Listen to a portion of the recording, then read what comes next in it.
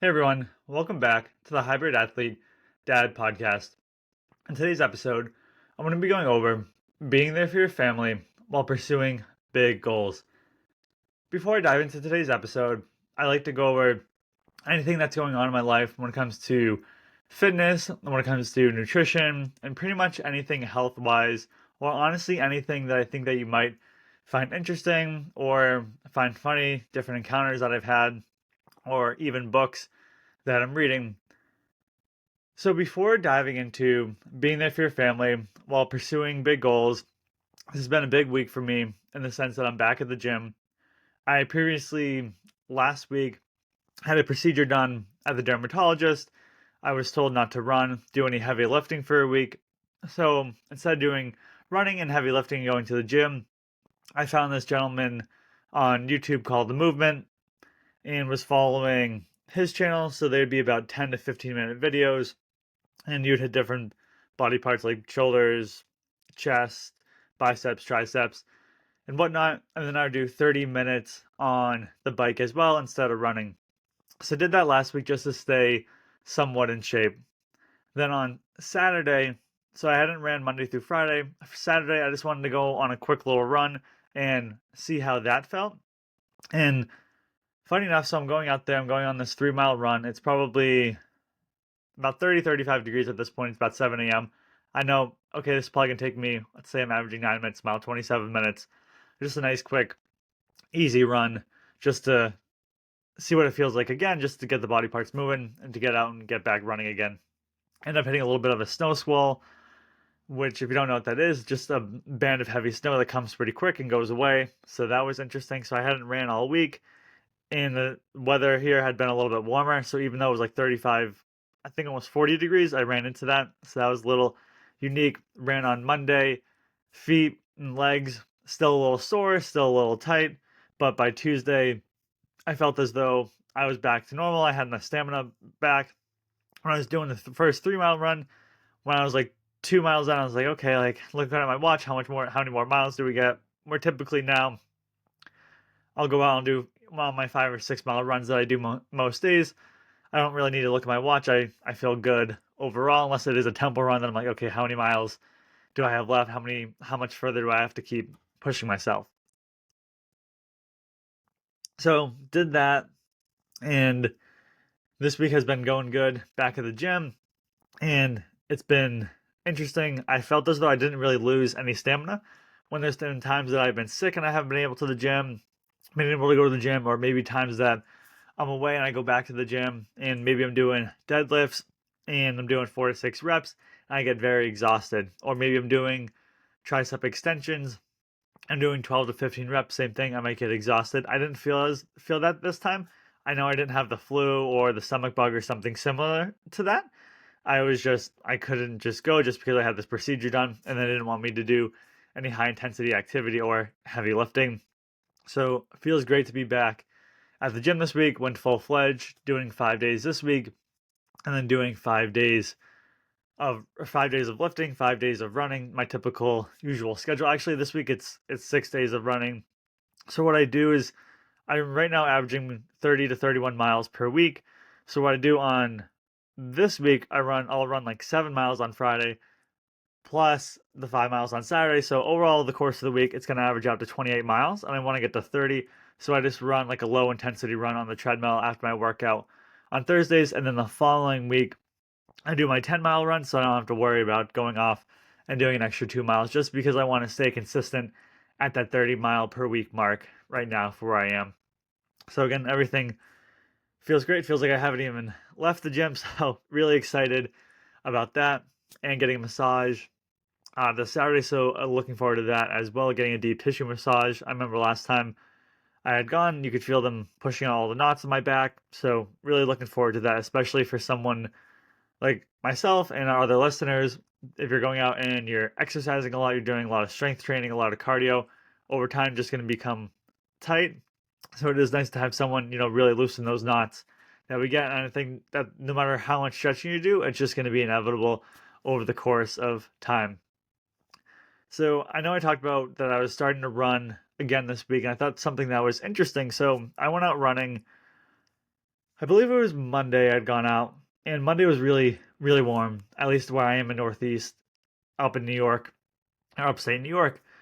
So it was about 55 degrees and sunny, maybe a slight little breeze. So I ran throughout the entire winter. So I've gone through all the conditions, all the snow. Pretty much the only time I wouldn't run in the winter would be if it's iced over, and that happened maybe once or twice where there's just so much black ice. So I'm like, okay, I'm not running it.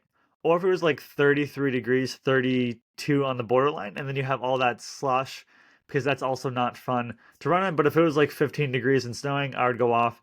I would go running. If it was negative degrees, say -3, I think that was the coldest I'd ran in. I'd still go off and I would run. So now when I'm going through -3, then all of a sudden it's 50 degrees and sunny. When I'm running -3, obviously I have a lot of layers on. So I'm like, okay, I'm just gonna wear shorts and a t-shirt. I know how hot it is out compared to what I had been running in. And part of the story is interesting because I ran through the winter. I didn't really see too many people running. And then now that it's becoming springtime, I've been seeing a lot more people running on the road. I know that there's a lot of races that come up between now and the summer, and then even throughout the summer where there's not as much, at least in my area, going on throughout the winter. So I've seen a lot of people training, and this particular gentleman that I saw running on this run, and again, it's 50 degrees, probably mid 50s, light breeze, maybe 4 to 5 degrees, and I'm not really feeling it too much, not enough to really cool you off. And he was running in a winter jacket and sweatpants, and I honestly don't know how he was doing that. He had his sweatpants pulled up to his knees. I would imagine you just had to be so hot because I'm running in shorts and a t-shirt, and I'm pretty hot. I'm sweating quite a bit. I mean, I'm used to the cold, so when it's really warm, but maybe it's someone that's a little bit newer to running. So I just thought that was interesting, and that was something that took me a while on my own end to figure out. Like, okay, what do I need to wear? Where maybe 50 degrees seems cold to you, but when I've been running throughout the winter, I'm like, okay, I know how warm it is now. But when I ran my marathon back in October, it was like 40 degrees and rain, and that seems freezing to me. But now that seems perfectly fine because I ran through this cold weather. So if you're a runner out there and you're trying to figure out, okay, what should I wear during what season? I think you sort of just figure it out over time.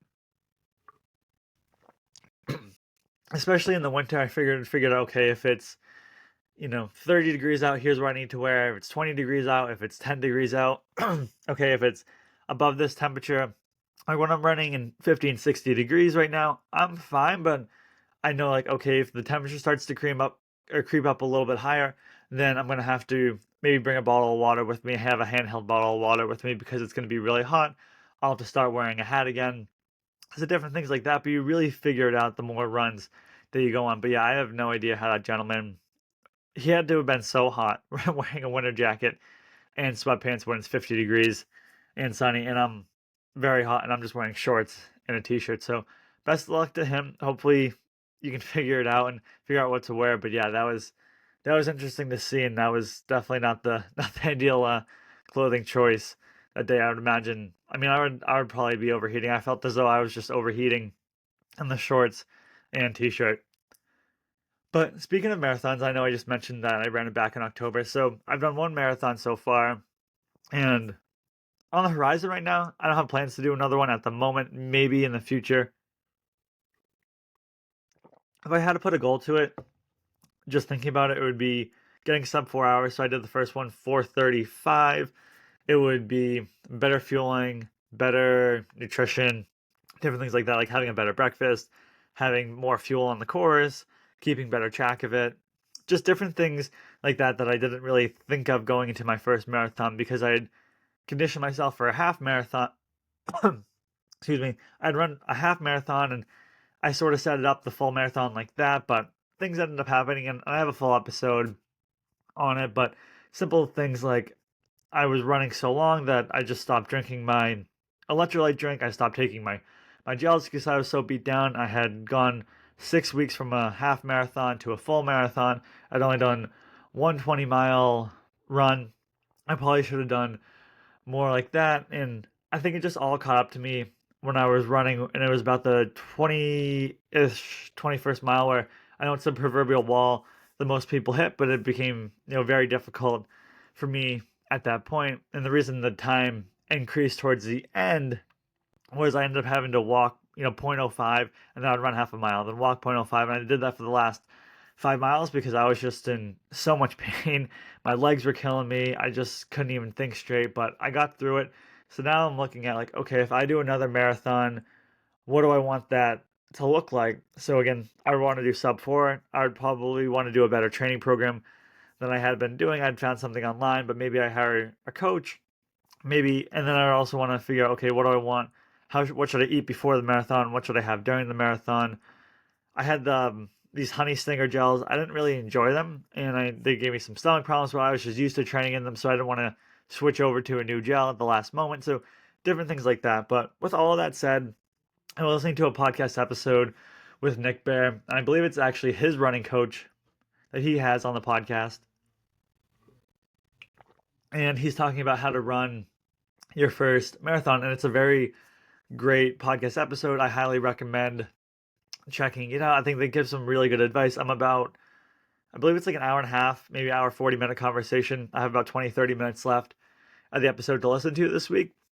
But it's gotten me excited about thinking about, okay, do I want to do another marathon? What is that prep? Because I didn't really do any prep for this marathon other than like, okay, I ran 13 miles. I ran my half marathon. Okay, next week I want to run 14 miles. Then I want to run 16. And then I want to run 18. Then I want to run 20. And I believe that's the furthest I went. And then I started to dial it back from there. So just different things like that. Would probably want to figure it out if I do decide to run another marathon. Currently signed up for a half marathon. Probably sign up for a few more of those. I find that I like that keeps me going these long distances and keeps me going on these long runs, but it's not as much training and not as much of a grind as that marathon. But I think running a marathon is something that everyone should do just to push your limits, because obviously it's not easy. And I don't want to say anyone can run a half marathon, but it's just a whole different beast when you're running a marathon, when you're pushing yourself, because you just get to a certain point in the marathon, at least for me, like I don't want to be doing this anymore. But then you push yourself through, you finish it, you think of all the training that you've put in, and then you cross the finish line like, wow, like I sort of forget all the pain that I had. And the next day you wake up and I can't even walk up and down the stairs, and you sort of remember it at that point. But again, recommend checking out that podcast episode that Nick Bear has. And then talking even more about running. So I've been seeing this gentleman in the gym, and he's been wearing this Cam Hanes hat. And if you don't know who Cam Hanes is, I believe he was a professional. I don't know if you call him professional, but I know he was a bow hunter and an endurance athlete. So he done ultra marathons, marathons, and then if you check out his kids, they do some crazy things. I forget which kid it is, but he ran a 2:42 marathon in Austin Marathon in jeans, so that was pretty crazy to see. I read his book Endure, highly recommend it. So I've seen him wearing the hat, throughout the gym, but I never had the chance to talk to him. But he happened to be in the locker room today when I was getting ready to leave, and was just chatting up with them, saying like, "Hey, I saw you got the Cam Hanes hat on. Like that dude's a beast." And we just got to talking, and funny enough, Cam Hanes had inspired this gentleman to start running. And I don't know exactly what the mileage is or races or anything like that, but he just said this year I started running just because Cam Hanes inspired me. And that made me think of Nick Bear, who I was just talking about in his podcast and his company, inspiring me to go out there and start running. And I think it's great to have these role models out there, whether it's Cam Hanes, whether it's Nick Bear. Hopefully I can be a role model for someone someday, just pushing you to go out there and start running. But it's just so nice. I find the running community just gives so much to people. Like we all just want to see each other do good. We all want to see each other push ourselves. So it's always nice when you have that inspiration to go out there and run, because not that many people do it. And in that podcast I was telling you about with Nick Bear, I think his coach was saying how I think it was like 5 out of every 1,000. So 1 out of every 200 people in the US have ran a marathon. And then if you go outside of that and you look at the world, it's even, the stats are even lower than that. So it's uncommon to run a marathon. it's uncommon to run within itself. So when you can find people to be an inspiration to look up to that can push yourself, it's very nice to have. I know early on when I was listening to Nick Bear, seeing his YouTube videos, listening to his podcast, reading his book that he had come out, and reading his book that he had, I don't think it just came out, but reading his book, inspiring me to run and just going out there and just starting off running like a mile and a half in the neighborhood next to me. And then eventually graduating from that to running a little bit more and then running up my first 5K and seeing how uncomfortable that was. And then after doing that first 5K, then expanding to these bigger races, doing a half marathon, a sprint triathlon, and then obviously ended up doing a marathon. But just having that inspiration, and I think if you're looking for it, there's people out there that can be inspiring. So those are two gentlemen that I recommend checking out: Cam Hanes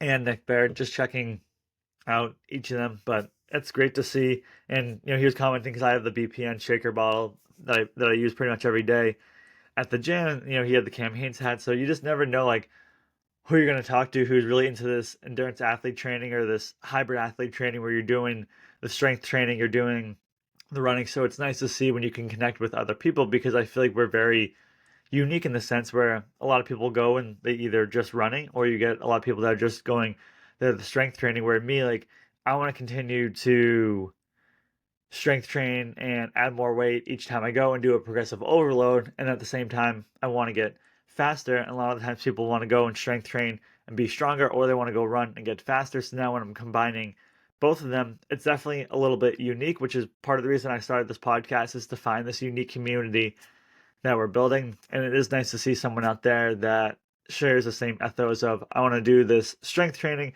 and I want to do this endurance running, because Cam Hanes has inspired me. Now, hopping into today's episode of being there for your family while pursuing big goals. And what I mean by big goals, it could be just from where you're starting. For me, early on, that was just going out there and running a 5K. That was my big goal. I want to run a 5K. Not familiar what it is, it's just 3.1 miles. So the first big goal that I had for myself was doing a sprint triathlon. Now, when you're comparing this to an Ironman or a half Ironman, a 70.3 distance, it's very short. I've talked about it a little bit before, but a sprint triathlon, it was a 750-meter swim, it was a 12-mile bike ride, and then it was a 5K on top of that, so that 3.1-mile run.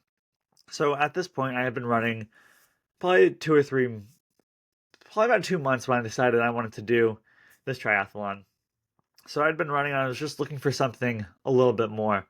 So this was the first big goal that I had, because first day I hopped in the pool. I have a pool in our house, and I was just swimming around that.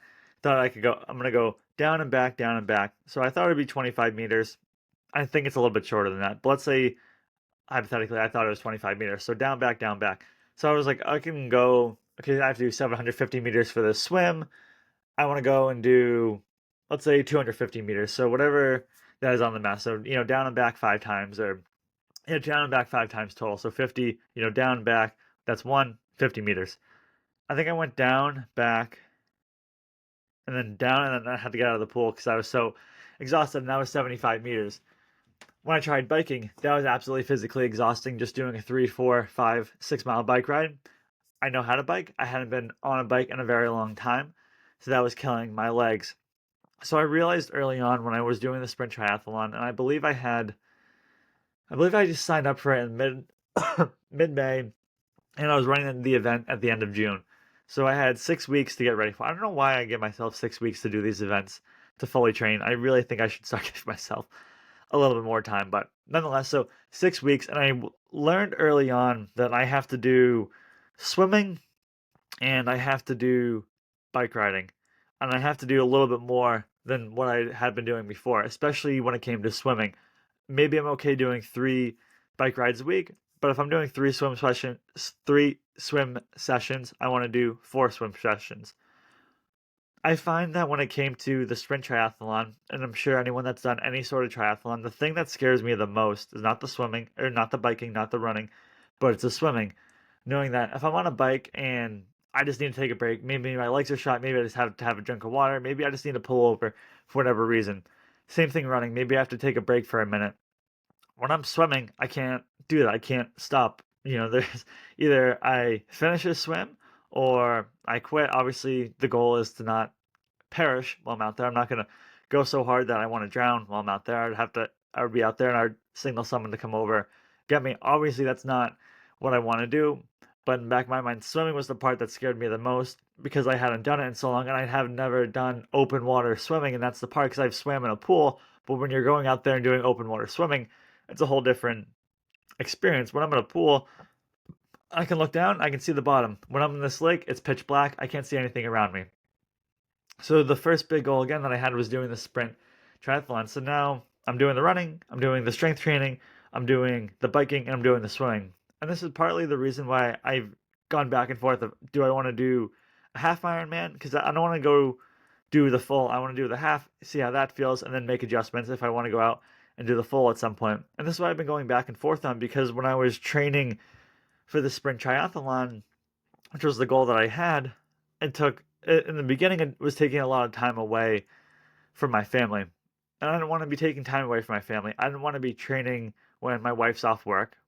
I don't want to be training when my daughter is off. I almost said work when she's not at daycare and when she's home on the weekend. So I was like, okay, like how can I figure this out? So when you have that big goal, you have to figure out, okay, how am I gonna plan this into my schedule?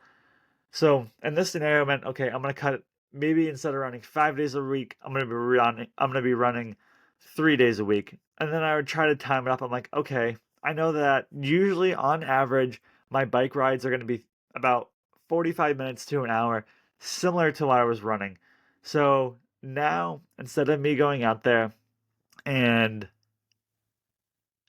doing these runs in the morning after I drop my daughter off at daycare, I'm gonna be going and doing my bike rides. Obviously that leaves swimming. So how am I going to plan swimming? So on average, my swims would be about 20 to 30 minutes, give or take.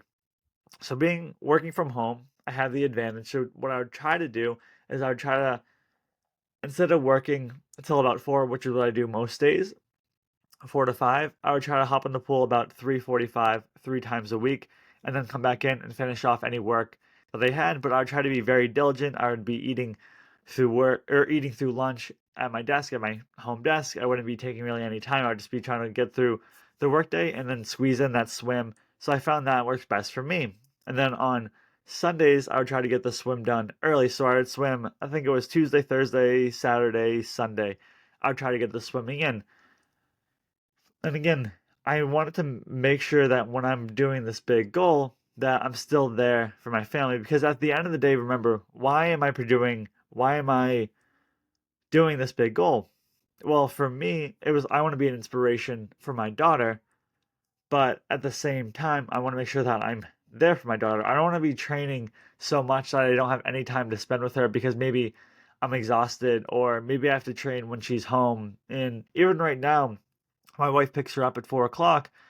We're typically getting her ready for bed about 7 o'clock, and she's down about 7:30, 7:45. I only have 3.5 hours with her, and then in the morning, a lot of times right now she's waking up at 7:15, 7:30 in the morning, and I'm dropping her off at daycare about 8:15, 8 o'clock. So I only have a little bit of period of time with her in the morning. I only have 3 or 4 hours a day to spend with her. Well, I don't want to be cutting into that by me going out there and doing this additional training where, yeah, I have this big goal of that I want to get the sprint triathlon done, but I need to remember why I'm doing it in the first place. It's to be this inspiration, but I still need to be there for my daughter. Some of the common struggles that I found that I have and other people may have would be like time management, trying to figure out, okay, how do I fit this into my schedule? The feeling of guilty. I'm training when my daughter is home, when my wife's off work. I really don't like to do that. I really like to be there for my daughter when she's home. An example I can give you is tomorrow, my daughter's daycare is closed. Typically on Fridays, I like to go off and do a long run. So on this Friday, I was going to do a 7 mile run. I wouldn't really consider that too long. Maybe it is for yourself, but for me, where I am right now, I just like to do a 7 mile run. And then, because I don't want to go off and do a 10-mile run every single week. That's just not what I want to do. I like to rotate it. Weekly. So what I'm going to do tomorrow is, instead of getting up at 4:50, what I usually do at the gym, to get up to the gym on Fridays, I'm going to get up at 4:15. I'm going to go get my workout done, and I'm immediately going to run 3 to 4 miles on a treadmill, time permitting. Whether that's 3 or 4 miles, I'm not exactly sure, but it'll be at least three. And then I know when I come home, I'll have 3 or 4 more miles to run, and that'll be about 30 to 35 minutes left, depending on, or 20, I don't know, however much time, 26, 35 minutes, anywhere between there, depending on how fast or slow I go on those 3 to 4 miles. So it's managing that time that, okay, my daughter is home, and the goal is just to, at least, it's obviously not a big goal, but it's my weekly mileage goal that I have in my head that I want to do every single week, knowing I'm going to be making the time for it this week by going off. And, obviously it's not a consistent run, but it's the best that I can do with the time that I have. I want to go off, I want to run 7 miles. This is the best that I can do on this day. And then you can even feel like you're being pulled in multiple directions. There's times where it is stressful. There's maybe a daughter's home from daycare because she's sick. Maybe there's a lot going on my work. So just remember, like, this moment isn't going to last forever. You may be stressed right now training for whatever it is you're training for, but again, it is not going to last forever. It's identifying your non-negotiables that you have, whether that's the family time that you have, maybe it's business goals, maybe it's work goals, and training goals. So an example for a non-negotiable for me is when I was training for my marathon. Again, I'll bet it was 6 weeks, but I had already built up to a half marathon at that point. When I had to do my long runs, that was a non-negotiable for me. I have to get these long runs in every single week because I don't want to be running 20 miles a few days before my first marathon. I want to make sure my legs have enough time to recover. Also non-negotiable for me. I don't want to be working, or I don't want to be training when my daughter is awake and I can be spending time with her. Obviously, there's circumstances, like I just mentioned, where maybe I have to run 3 or 4 miles, and when she's home, I don't want to get up at 3:30 a.m. and go out and do this, and just to get this 7 mile run in. I wanted to work out and then come back and have 3 or 4 miles left, so that way it can be a little bit shorter. So when I'm doing a long run, let's say if I'm doing a 16 to 18, 20 mile run, maybe I'm looking at 2.5 to 3.5 hours, depending on the mileage, depending on how fast I'm going. Well, my non-negotiables, I don't want to be doing that when my daughter is awake. I don't want to be going on these long runs. So what did that mean? And that meant on Saturdays when I'm getting to do my long runs, I'm getting up at about 4 a.m. and I'm going off and I'm doing these. So that way, even if my daughter happens to be up, which she usually gets up about right now about 7 to 7:30, 7:15, 7:30, anywhere in that range. I know, like, worst case scenario, she got up at about 7 and I'm home at 7:30 and I still get to spend the whole day with her. So that really brings me to my next point, is doing the time blocking and scheduling with intention. No, I didn't really enjoy going off and getting up at 4:15 or 4 o'clock on a Saturday morning in the pitch dark, and I'm doing this marathon training on a Saturday. I want to be sleeping in. I just worked out the week. I'm in a marathon prep. I'm tired. I just want to sleep in. It's a Saturday, but I know that if I want to complete this marathon, I have to go off and I got to go do this long run, especially if I want to spend time with my daughter while around and not doing these long runs while she's awake. So that meant getting up at 4 a.m. It meant I'm running about 2 miles, at least 2 hours in the pitch dark, and I'm running backcountry roads. There might be a time where I'm running an hour and I don't even see anyone at all. I might not even see a car or a light on, but knowing this is what I'm doing, this is what I want to do. So my big goal is doing this. So I'm going to work my schedule around what works best for the family, not just best for myself. If I was just looking after myself, it would be scheduling these long runs at 8, 9, 10 in the morning and I'm going off, but then I'm missing half the day with my family, and that's not what I want to be. And then that brings me to my next point as well, which is setting clear boundaries to stay present with my family. I know I got to do the swimming, I got to do the biking, but just because those are my goals and I want to inspire my family doesn't necessarily mean that my family doesn't. What I'm looking for, what I'm looking to say is that I want my family to know that I still want to be there for them, that I'm not being I want to say personable or personal, but these are the goals that I have, but I want to be able to spend time with you at the same point. So I don't want to be, okay, I'm going to go swimming Saturday at 4 o'clock, or, okay, hi, daughter, you just got home. I'm going to go on an hour bike ride, and I don't care about you. Obviously, I do care about you because I want to be your inspiration, and that's why I'm doing these really hard things to inspire you someday so I can say, hey, look at, you saw me on the finish line, you saw me doing these races, but at the same time, making sure that I am staying within these boundaries that I'm creating and my non-negotiables. And again, that goes back to I don't want to be working out or running or doing anything when my daughter's home unless there's a circumstance where I can't get out of it, and maybe I can make some concessions like this concession that I'm going to be making tomorrow, running about 3 to 4 miles on the treadmill, 3 to 4 miles outside. Another big aspect of being there for your family while pursuing big goals is communicating openly with your family about your goals. So right now, a goal that I really feel confident and I'm looking towards doing, and I talked about it in the last episode, but I'm leaning more towards doing it and trying to figure out all the logistics, but is doing a half Ironman. There's one at the end of September, so this episode's in March, so it'll give me enough time to get into prep. I feel as though be enough time to bike, be enough time to swim. Pretty much already there. Running, obviously, would want to do more brick workouts. If you're unfamiliar with that, it's going from biking to or swimming to biking, biking to running, similar to what you do in an actual triathlon. So communicating to them, okay, this is what I want to do. Okay, how am I going to figure out my training schedule?